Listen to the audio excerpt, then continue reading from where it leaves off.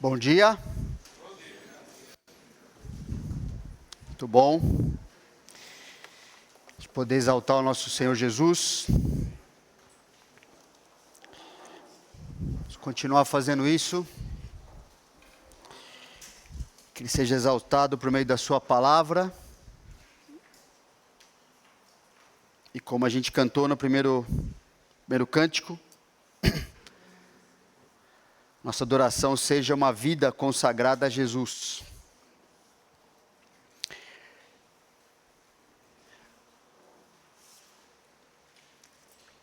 Estamos na série do Evangelho de Lucas. Compromisso com Cristo, que significa seguir a Jesus. Então, na semana passada, nós reiniciamos no capítulo 10. E vamos continuar hoje. Nós vimos na última mensagem que seguir a Jesus, 7 de dezembro aí, está errado, tá bom? Foi semana passada mesmo. Que seguir a Jesus significa que o Evangelho vai corrigir sua vida para que, como discípulo, você aprenda a estratégia bem-sucedida de fazer discípulos na realidade que mistura oportunidade e oposição. E vamos continuar nisso hoje. A gente viu 4 pontos dessa estratégia do Senhor Jesus para a gente ser discípulo que faz discípulos bem-sucedida. A gente viu sobre a obediência a Jesus é a essência de um discípulo. Vimos que a gente tem que depender e aprender de Deus. Vimos também que nós devemos ser a resposta de Deus às nossas orações, de que as pessoas conheçam o Senhor. E desapegue-se, mostrando que a gente deveria abrir mão tanto de coisas quanto de relacionamentos que podem atrapalhar sermos o que o Senhor quer e usar a nossa vida como Ele quiser. Então, continuando na mensagem, é o mesmo ponto aí, não é? Dentro dessa estratégia, mas vamos ler novamente o texto de Lucas. Vou ler Lucas 10, de 1 a 16 de novo. Depois disto, o Senhor designou outros 70 e os enviou de 2 em 2 para que o precedessem em cada cidade e lugar onde ele estava para ir.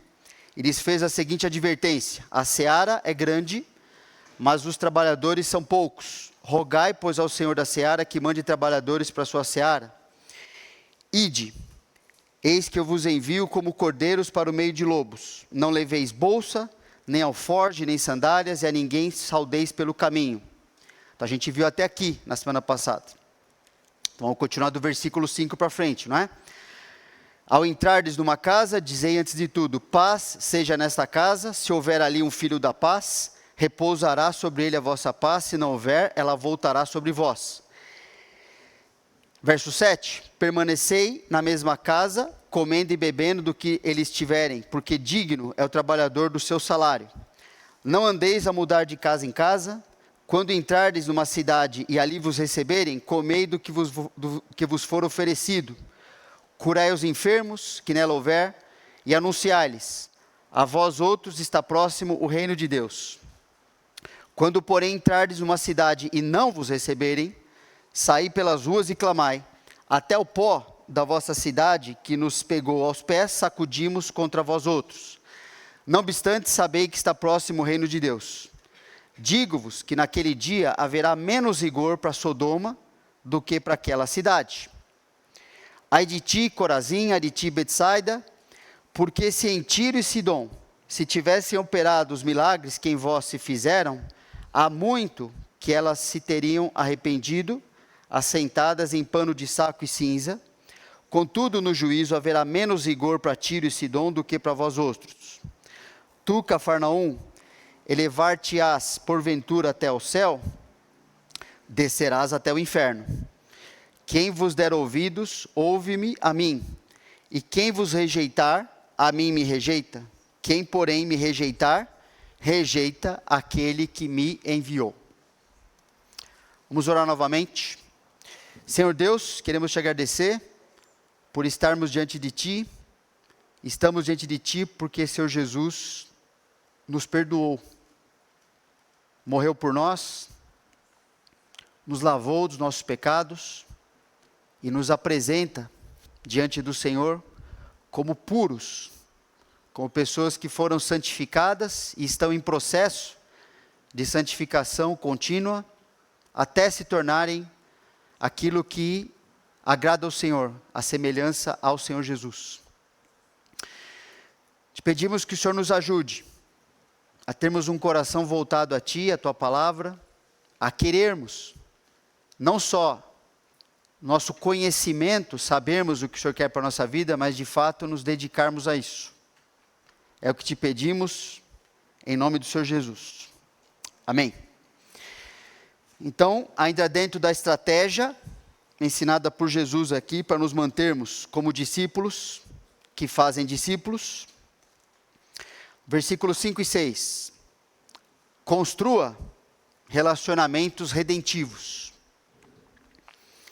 Lembra, tinha falado na última mensagem que não era para a gente se preocupar com a forma com a qual Deus sustenta a nossa vida enquanto vivemos para fazer a sua vontade.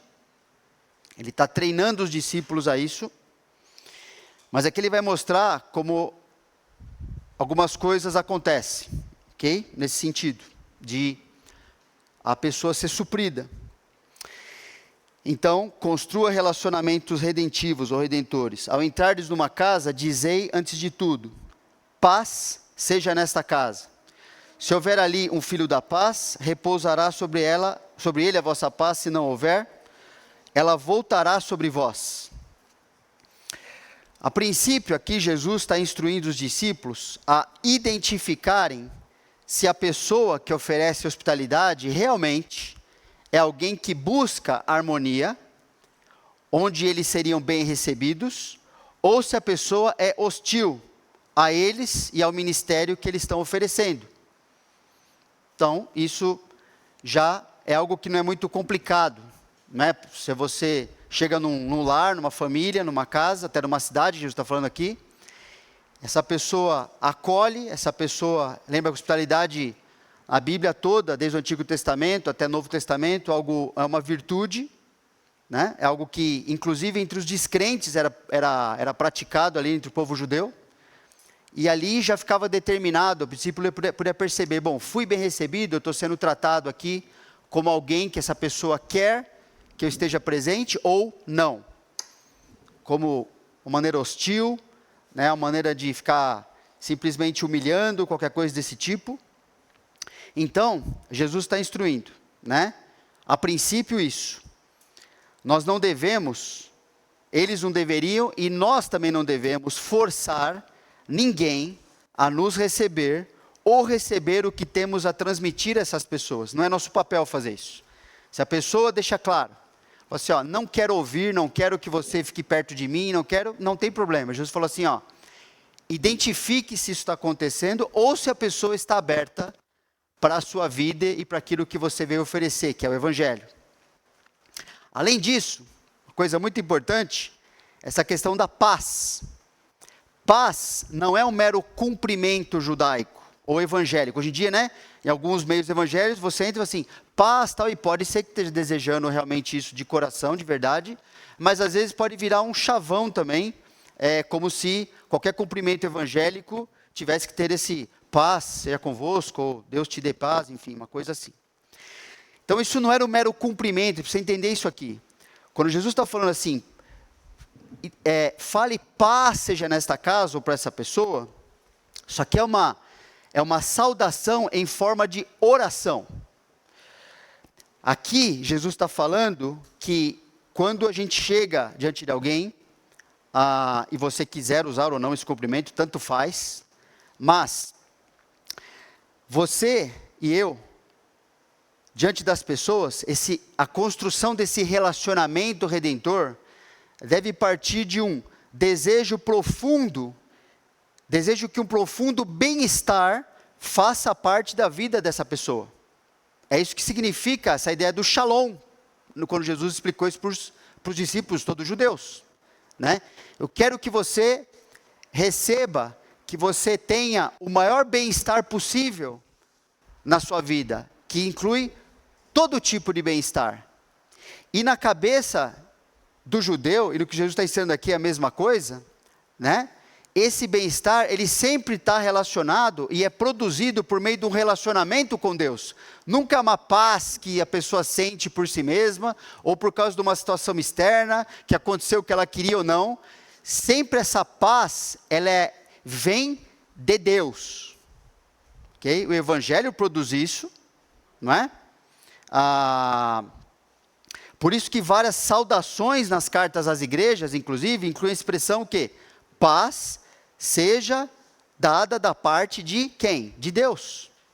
Que está escrevendo para cristãos, e que eles continuassem justamente experimentando e vivendo entre si, baseado na paz que eles já receberam. A gente sabe que, sem um correto relacionamento com Deus, não existe paz, em nível nenhum, nem interno, nem externo, e a gente sabe que, inclusive, entre o povo de Deus, hoje, nunca houve paz verdadeira, apesar de mais se falar nessa palavra, mais é o que as pessoas desejam, naquela região ali do Oriente Médio, mas isso não existe, por quê? Porque Deus não está no lugar onde devia, no coração daquelas pessoas. E se Ele não está no coração de qualquer pessoa, então essa pessoa com certeza não tem paz. Ela pode falar que ela tem, mas a Bíblia mostra para nós, a verdade é que ela não tem. Porque para ter paz lá dentro, é preciso que haja perdão dos pecados, reconciliação com Deus, por meio da obra do Senhor Jesus, e aí sim, a gente tem paz com Deus, é feita uma paz, porque antes de conhecer Jesus, o que a gente é de Deus? Inimigo, não existe paz entre inimigos, ok? Então, aí tem paz com Deus, e por isso, disso vem uma paz interna, inclusive uma paz em relação às outras pessoas, uma paz externa. E aí as coisas dão certo. Por isso que a pregação do Evangelho, especialmente quando era direcionada ao povo judaico, e também às igrejas, que eram formadas, né, de judeus e gentios, ela traz essa ideia de que Deus está oferecendo paz, reconciliação. Então, é disso que o Senhor Jesus está falando aqui. Não é simplesmente um desejo que não tem fundamento, mas é assim, verifica, deseje e promova a paz no relacionamento com as pessoas, que só é feito através da pregação do Evangelho, que não tem outro jeito, ok? É assim que Deus planejou. Então, trechos, por exemplo, como Atos 10, esta é a palavra que Deus enviou aos filhos de Israel, anunciando-lhes o Evangelho da paz, por meio de Jesus Cristo. Este é o Senhor de todos. Se crer nesse Evangelho, a paz começa a acontecer. Se não, Efésios 2, 14 a 17, porque Ele é a nossa paz, o qual de ambos, né, judeus e gentios, fez um povo, e tendo derrubado a parede de separação que estava no meio, a inimizade, aboliu na sua carne a lei dos mandamentos na forma de ordenanças, porque para que dos dois criasse em si mesmo, né, o corpo de Cristo, um novo homem, fazendo a paz. Judeus e gentios não convivem juntos, não se dão bem, mas na igreja eles se dão, eles podem aprender. Jesus fez isso. E reconciliasse ambos em um só corpo com Deus por intermédio da cruz, destruindo por ela a inimizade. E vindo, evangelizou paz a vós outros que estavam longe, que eram nós judeus, os gentios, e paz também aos que estavam perto, que era o povo de Israel. Então, é assim que desejar paz para os outros se concretiza. Efésios 6,15, por isso que a gente, né, um dos equipamentos é calçai os pés com a preparação do Evangelho da paz. Então, quando a gente deseja paz para as pessoas, não é um mero desejo, mas agora você está se comprometendo, é uma forma de você promover paz na vida delas, que Jesus está falando que os discípulos deviam fazer isso. Vai lá ver se elas estão abertas ao Evangelho, se elas tiverem, anuncia a paz que vem por meio da reconciliação com Deus. Então a missão de anunciar o evangelho é a única forma de fazer com que nosso desejo das pessoas terem paz encontre essa possibilidade real. Senão é um cumprimento, é um desejo que não tem fundamento mesmo. Certo? À medida que a gente conhece as pessoas, convive com elas, conversa com elas, a gente vai descobrir se Deus está trabalhando em suas vidas ou não. Elas vão mostrar isso. O livro de Atos, percebe, quando a gente estudar o livro de Atos, ele é um livro que vai mostrando assim, tanto os evangelhos quanto Atos, né? Vai mostrando como é que as pessoas reagiam, tanto a Jesus quanto aos seus mensageiros. Então, no livro de Atos, às vezes as pessoas, os cristãos, eram bem recebidos pelas pessoas, e às vezes eram mal recebidos pelas pessoas, que encontravam pelo caminho aí. E isso, Jesus está usando aqui para nos servir de princípio para nós, continuarmos falando de Jesus aos que querem ouvir, e não insistindo em relação aos que não querem ouvir, uma vez que eles já rejeitaram. Então Jesus quer que a gente gaste a nossa vida de maneira estratégica, e a estratégia é essa. Se a pessoa recebe, quer ouvir, fala para ela. Se ela não está afim, não precisa forçar não. Deixa Deus, se Ele quiser, trabalhar no coração dela, e aí você fala para ela. Você se identifica. E ela vai mostrar ali o que ela vai fazer com aquela sua identificação. Então não cabe a nós convencermos as pessoas, nem tentar fazer com que a mensagem seja agradável a elas, a fim de que elas recebam a qualidade de vida, ou seja, a paz, que elas mesmas estão desprezando. Você está oferecendo melhor coisa, está oferecendo a pérola de grande valor, o tesouro para elas. E se elas não estão sendo preparadas por Deus para receberem isso, elas vão pisar o que você está oferecendo e pisar em você e não vai adiantar nada. Agora, Jesus está falando que a gente não sabe até encontrar as pessoas e até elas começarem a reagir se elas querem o que a gente está oferecendo ou não. Ok? Então, relacionamentos redentivos tem a ver com isso. Bom, a gente já tem falado vários outros princípios em outras mensagens sobre esses relacionamentos redentivos, mas Jesus está enfatizando esse aspecto aqui. Oferece paz, oferece o evangelho, ok? Mas não force. Não force a pessoa te aceitar, nem aceitar o que você está oferecendo. Deus que está trabalhando ali, ou não está trabalhando como a gente desejaria que Ele estivesse. E Deus sabe o que está fazendo, com certeza, sempre sabe. Outro ponto dessa estratégia, aceite o suprimento de Deus com gratidão.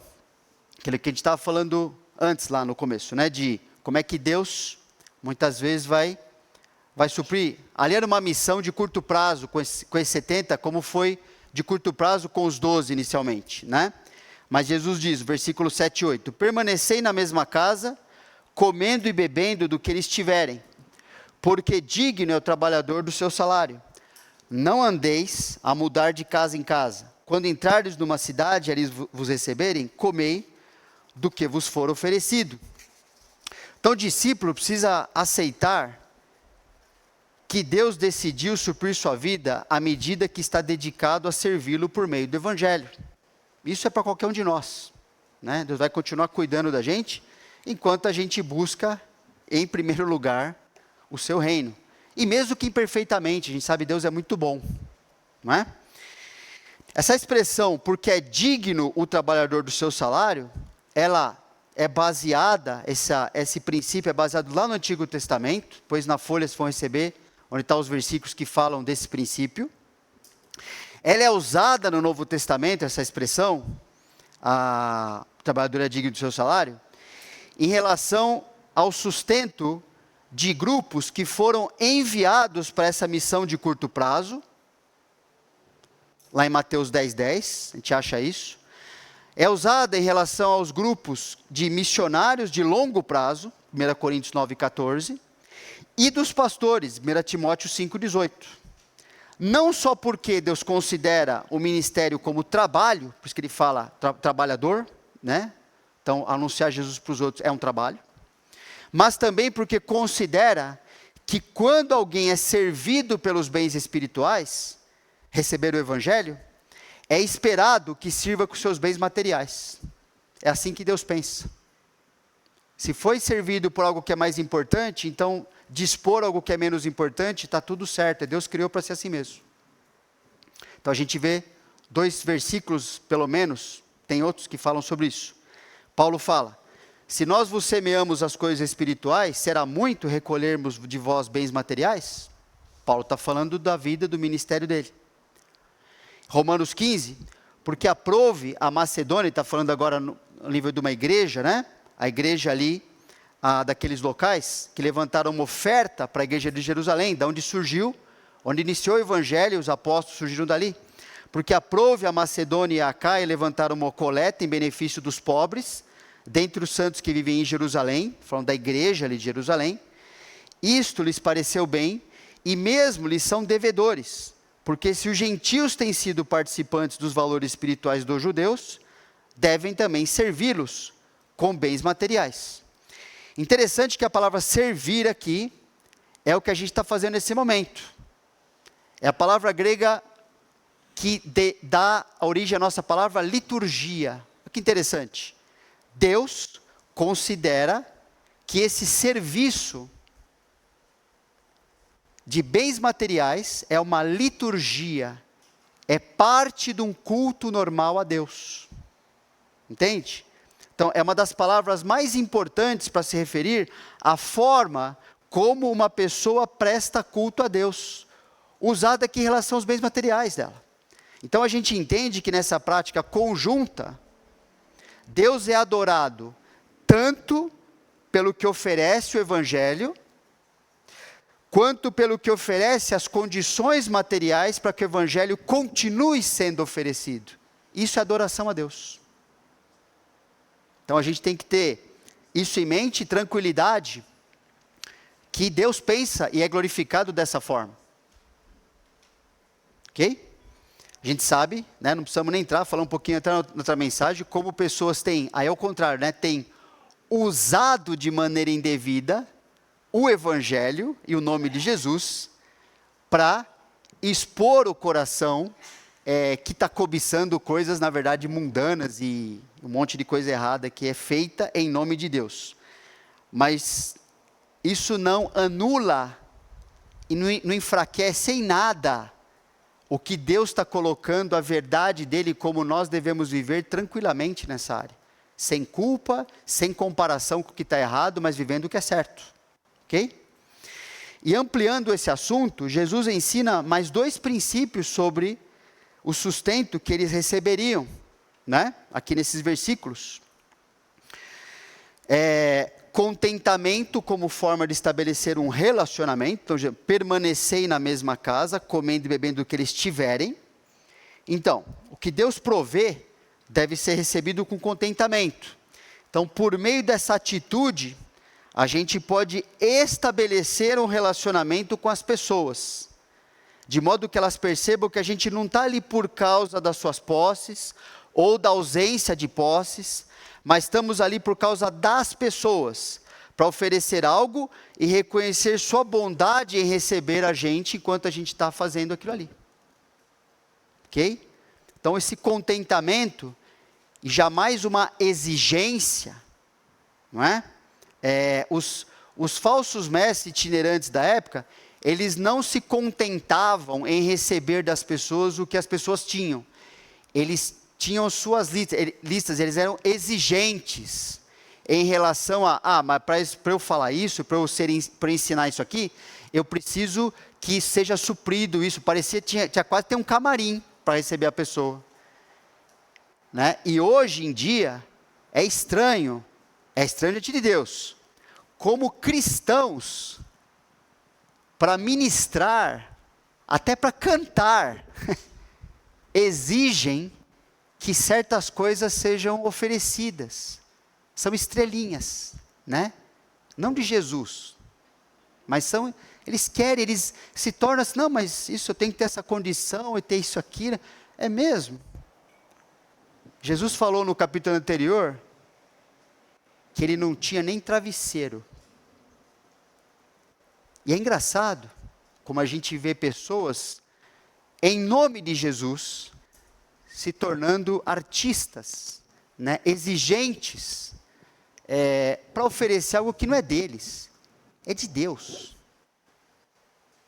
Deviam ser contentes com aquilo que eles recebem. Porque às vezes eles vão receber muito, depende de quem vai receber essas pessoas, às vezes vão receber pouco, como é o normal da vida cristã.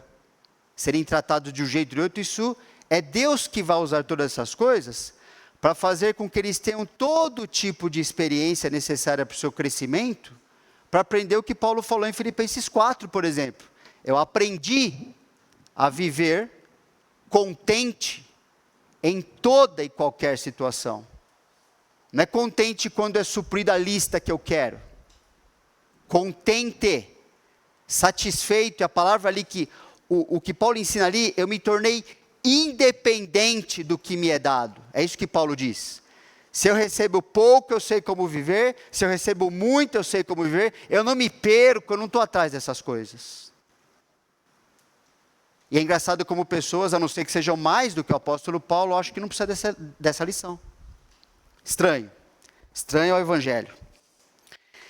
Outro princípio que o Senhor Jesus ensina é a simplicidade de vida como forma de identificação com as pessoas, né? Quando entrardes numa cidade, ali vos receberem, comei do que vos for oferecido. Jesus está repetindo, está ampliando isso aí também. Então esse princípio está ligado ao anterior, de come, bebe do que eles tiverem ali. Né? Ele está ligado ao anterior, mas amplia, no sentido de demonstrar que nós não somos melhores que aqueles que estão nos recebendo. E que estamos valorizando a cultura e as pessoas que vivem ali, criadas e sustentadas por Deus, sem a nossa presença e sem nossa ajuda. Sabia disso? Ele sabe disso, não sabe? Quando a gente estava lá no Yanomami, a gente percebia assim, eles comiam coisas e tinham certos alimentos, certas partes que eram completamente diferentes dos nossos. Mas sabe de uma coisa? Eles não precisavam, eles viveram por décadas e décadas naquele local, e não precisavam de missionário nenhum para sobreviver ali. Eles comiam sua mandioca, o que eles plantavam, sua caça, e é eu que tive que aprender a me virar naquela realidade, porque eu não sabia nada, não sabia caçar, não sabia pescar direito, não sabia fazer nada quase. Então eu aprendi, na realidade missionária, como viver ali dentro. E mesmo assim com muita limitação, que o avião tinha que trazer meu arroz e feijão, senão a gente quer comer arroz e feijão, comer as coisas lá. Então, eles não estão pedindo para a gente ir lá, porque eles não sabem viver, não sabem se sustentar. É a gente que entrou naquela cultura. Ok? Eles não têm o evangelho. Ok? É difícil a vida em muitos sentidos. Mas o missionário às vezes chega, né? Ou a gente pode chegar para qualquer pessoa e achar que em nada ela pode nos ensinar ou nos oferecer. Isso é errado. Isso é uma leitura errada. E Jesus está ensinando aqui, né, que a gente constrói com uma vida de mais simplicidade, que não atrapalha o evangelho. Você constrói, você se identifica com as pessoas naquilo que culturalmente não é problema nenhum diante de Deus. Naquilo que é problema, naquilo que é pecado, Deus vai mudar. E naquilo que não é pecado, eu não preciso mexer naquilo. Não é? Deus vai resgatar essas pessoas somente daquilo que é prejudicial. Então, vai ajudá-las a crescer naquilo que o pecado estragou, mas pode ter certeza que beiju, muitas vezes, é muito mais gostoso que arroz. E a gente aprende, e a gente gosta. Jesus continua, então, ensinando que a coisa boa de um discípulo, quando vai para ministrar em outro local, com outra realidade, ele tem que procurar viver ali do modo mais parecido com as pessoas, como forma de ajudar as pessoas a entender que ele não é melhor, ele até está sendo aceito naquela cultura, ok? E ele precisa respeitar o que está ali, desde que não seja pecado, lógico. Que ali o que é pecado, Deus quer mudar. Mas é uma visão que precisa ser colocado na igreja, porque às vezes parece, né? A gente já ouviu falar de realidades que só porque chocavam o missionário, mas não chocavam a Deus, porque Deus não dá liberdade na palavra de certas coisas, aquilo foi mudado. E porque foi mudado, muitas vezes fechou-se uma porta para aquilo que realmente aquele povo precisava, que é a pregação do evangelho. Não era mudar os usos e costumes que Deus não condena, por exemplo. Então isso é algo que, infelizmente, acontece muito. Outro ponto, acho que parou de aparecer, caiu, acho que a luz, não sei, né? Tudo bem. O meu aqui é, ministre as necessidades das pessoas, como forma de apresentar a resposta à maior necessidade de suas vidas. Então Jesus fala, versículo 9, curai os enfermos que nela houver, e anunciai-lhes a vós outros, está próximo o reino de Deus. Essa expressão, curai os enfermos, né? Curai e os enfermos são tanto o verbo quanto essa palavra aqui, os enfermos, esse substantivo, são palavras muito amplas, usadas assim no Novo Testamento, que elas abrangem vários tipos de situações nos evangelhos. Situações que vão desde curas de doenças verdadeiras, ou seja, orgânicas, até males inorgânicos, que tem a ver com a mente das pessoas, a sua alma e o seu espírito. E é usado em várias passagens diferentes, essas mesmas palavras, curar, enfermidade, essas coisas, usadas tanto de doenças que foram resolvidas de maneira imediata por Senhor Jesus, quanto de situações que foram resolvidas e são resolvidas por um processo de envolvimento da pessoa com Deus, ou pelo menos o início desse processo. Então é bom a gente entender isso, e quando os discípulos estavam indo, e essas palavras foram usadas, eles estavam se referindo, estavam ali ministrando a necessidades do corpo, né? Sua fraqueza natural, sua fragilidade, sua saúde debilitada, uma enfermidade presente ali. E também, né, a palavra enfermo, ela inclui a alma, ok? Que vai desde a pessoa não entender alguma coisa, ou aprender a reprimir seus desejos corruptos, ou aprender a suportar aflições e preocupações. Está dentro dessa palavra enfermidade, por exemplo. Então você vai ver que Jesus e os apóstolos, depois, em seguida na igreja, isso é usado de maneiras intercambiáveis. Tem que entender o contexto e tem que entender que outras palavras, quando Deus está querendo focar numa cura física, ele vai usar até outras palavras mais específicas e não tão gerais. Aqui inclui isso aqui, essas curas físicas. Mas quando está focando em curas estritamente físicas, vai usar até outros termos do Novo Testamento. Pode ser esse, mas outros também mais específicos. E quando Deus está querendo mostrar que é uma situação que envolvia tanto a ministração de curas físicas, quanto de ensinar as pessoas a viver como Deus queria, ele usa também esses termos mais genéricos. Ok? Então os discípulos tinham que fazer a mesma coisa que Jesus fazia. Né? Às vezes Jesus curava alguém, às vezes ele conversava com uma pessoa, e isso é o ministério. Né? Para nós, o que é importante é que o tratamento de Deus inclui essas coisas. A gente não vai, a gente entende pela Bíblia que essa questão de curas, Deus continua fazendo se Ele quiser, mas que as pessoas específicas para isso, em algum momento da história, elas não tiveram mais esse ministério. Ok?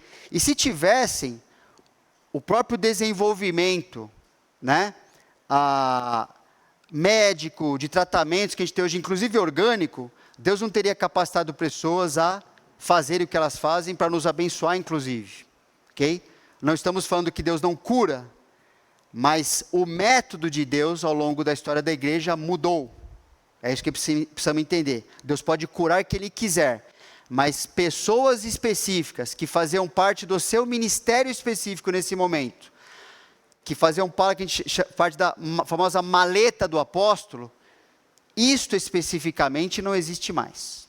Okay? Agora, você pode orar para uma pessoa, ela ser curada? Pode. Se Deus achar que isso vai acontecer, que é bom para a vida dela, Deus pode fazer sem problema nenhum. Agora, não existe mais a pessoa que assim, eu tenho o dom de cura e vou sair por aí fazendo o que Deus falou para eu fazer como um ministério específico. Isso não acontece mais. Ok? E o que é importante é que os discípulos seriam capacitados a se envolver com as pessoas, cujo foco é principalmente anunciar o quê? O Evangelho. Por isso que eles não são cobrados no texto que vem em seguida. Ai das cidades que não forem curadas por vocês. Jesus falou isso? Não. Ai das cidades que não ouvirem a mensagem. É esse o foco. Então, ministra necessidades das pessoas, né? Seja social, física, enfim, qualquer coisa, como forma de chegar aonde Deus realmente quer suprir a necessidade dessa pessoa principal, que é necessidade do Senhor Jesus na vida dela. É isso que Deus está enfatizando aqui no texto. Então, aí a pessoa vai receber o poder de, inclusive, lidar com a sua ausência de saúde, com a sua enfermidade física, e vai aprendendo a lidar com a sua falta de saúde espiritual, para trabalhar na sua mente, no seu coração, lidar com seus pecados e seguir sua vida em frente com Jesus. É isso que os discípulos deviam fazer. Ok? Bom, nós temos a ceia do Senhor, temos mais pontos aqui, mas eu creio que a gente deve parar para nos dedicarmos a pensar na ceia do Senhor Jesus, que é um ponto muito importante do culto, que normalmente uma vez por mês a gente comemora. Então vamos pensar e vamos continuar louvando a Deus por meio da ceia. A ceia do Senhor Jesus, colocar lá, isso, está meio esquisito aqui para mim, mas acho que para aí está tudo bem, é o monitor ali, né? Tá jóia, agora eu entendi. A ceia do Senhor Jesus nos lembra que nós já fomos aqueles que odiaram a Deus. Precisa lembrar disso. Mas que Ele nos amou. E que por causa do seu amor, começamos a amá-lo e amar as pessoas a ponto de anunciar Jesus para elas. Que é a maior prova de amor para as pessoas. É a maior amizade que a gente tem para elas. Né? Sempre, lá em casa a gente brinca, né? Nós cristãos sempre temos segunda intenção com as pessoas. Sempre, sempre. Sempre temos segunda intenção com as pessoas. Qual é? Essa aqui. Então, se a gente for acusado disso, amém. Certo? Nós não queremos aproximar. Quero ser seu amiguinho simplesmente porque eu sou tão bonitinho. Quero me aproximar para oferecer o que você realmente precisa. Sempre há uma segunda intenção no meu coração ao conversar com uma pessoa. Olhar para uma pessoa que eu não conheço significa, será que ela conhece Jesus? Será que ela já ouviu o que Deus tem para a vida dela? Nós temos que ser culpados disso. De mostrar para as pessoas que por causa do amor que Deus nos deu, nós só estamos entregando isso para elas. O amor que Ele colocou, para você também, não é só para mim, é para você. Então Paulo escreve, porque eu recebi do Senhor Jesus, do Senhor, o que também vos entreguei, que o Senhor Jesus, na noite em que foi traído, tomou o pão, e tendo dado graças, o partiu e disse, isto é o meu corpo que é dado por vós, fazei isto em memória de mim.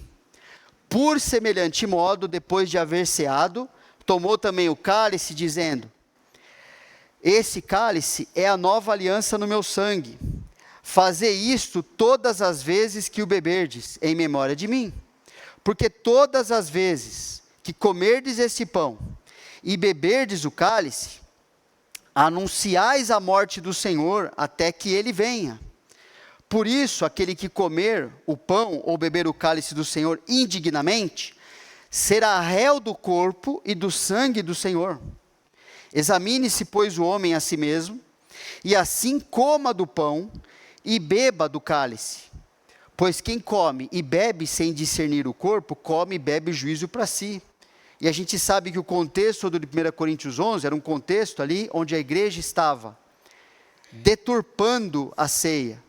Era para ser um momento de refletir na sua vida, de agradecer a Deus pela sua salvação, de agradecer pela vida do irmão, de poder ministrar, de poder participar de uma refeição. Isso aqui simboliza, né, uma refeição com o Senhor Jesus, e uma refeição comunitária, uma comunhão que eles têm entre si, mas estava sendo distorcido, porque no coração de muitos ali, se abrigava o egoísmo, né? O levar vantagem, o não acertar a sua vida em relação ao outro, o não pedir e conceder perdão, né? Então ficava aquele ambiente de culto, que de culto a Deus mesmo tinha pouquíssima coisa. Então é assim que a gente não quer viver, certo? A gente quer viver em adoração verdadeira. Então por isso a gente precisa fazer o que Deus nos ordena aqui, um autoexame. Precisamos então, em primeiro lugar, se você conhece o Senhor Jesus, se você tem certeza de que Ele realmente, quando estava entregando a sua vida naquela cruz, era pelos seus pecados. E quando Ele ressuscitou, era para Deus declarar que você agora está limpo, justificado diante de Deus. Se você tem essa certeza, é para você participar da ceia, mas fazendo um autoexame, examinando como é que está a sua vida em relação aos seus irmãos, porque é a forma de você perceber em relação a Deus como é que está a sua vida.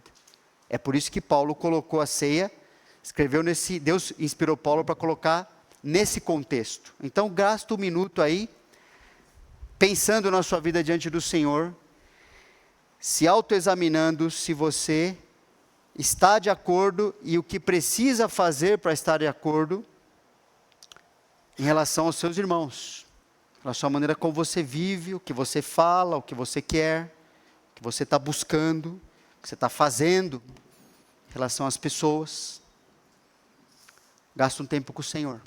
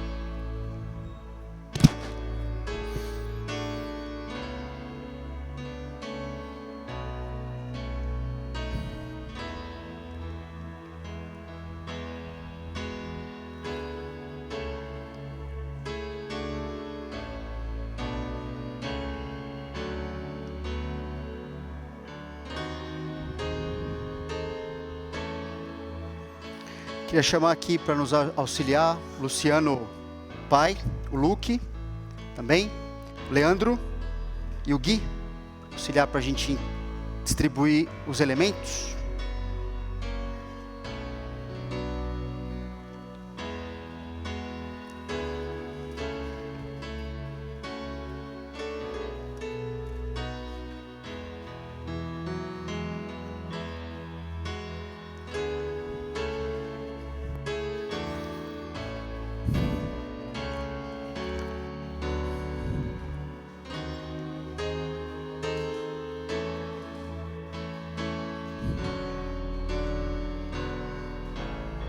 Enquanto você recebe os elementos, é importante continuar pensando na sua vida.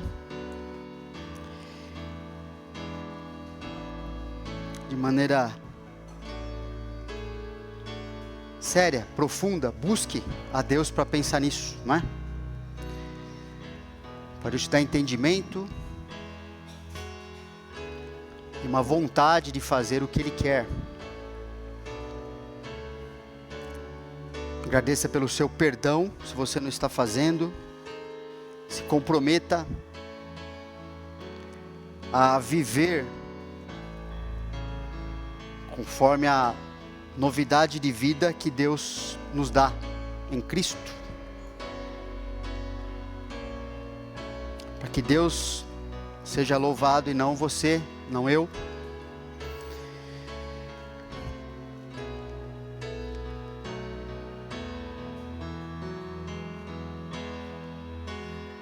Agradeça a Deus pela preciosidade que é sermos parte da sua igreja, do seu corpo. Porque foi por meio do sacrifício do Senhor Jesus que Ele conquistou isso para nós. E conquistou as pessoas que estão ao seu lado também.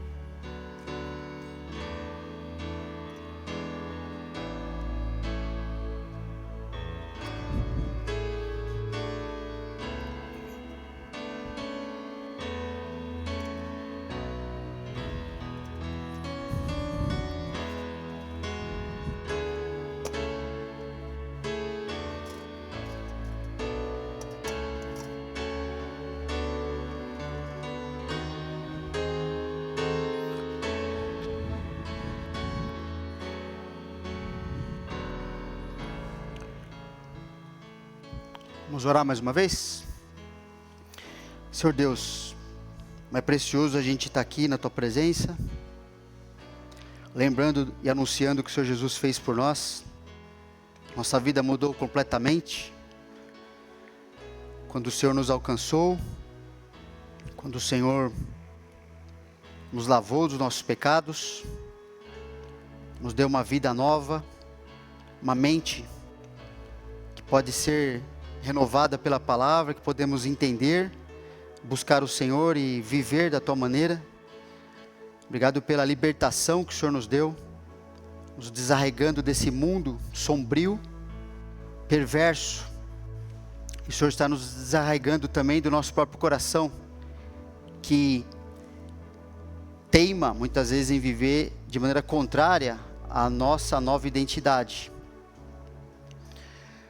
Ajuda que cada um aqui, Senhor, seja dedicado de verdade a amar o Senhor, a aproveitar o amor que o Senhor nos dá todo dia para vivermos, para fazermos discípulos, como forma de sermos gratos ao que o Senhor Jesus fez por nós e faz cada dia. Se há alguém aqui, Senhor, que ainda não conhece o Senhor como Salvador, que ainda não recebeu o perdão, dos seus pecados, que ainda tem dúvida, que o Senhor continue ministrando na sua vida também.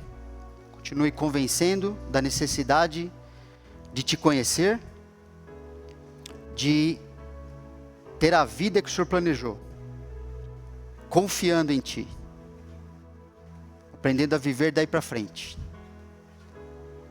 Te agradecemos porque nós adoramos um Deus que está vivo, um Deus que ressuscitou, provando que todos os pecados foram eliminados, foram liquidados. Que ao fazer isso pode declarar todo aquele que crê como justo diante do Senhor. Como podemos estar na Tua presença, Senhor, porque Jesus morreu e ressuscitou por nós. E é em nome dele que nós queremos comer o pão, lembrando do seu sacrifício, sacrifício do seu corpo real, por nós, e do seu sangue que foi derramado, como o único cordeiro, que pode limpar e limpa os pecados do mundo inteiro. Te agradecemos por isso, como igreja, em nome dele. Amém. Vamos comer o pão, tomar o cálice.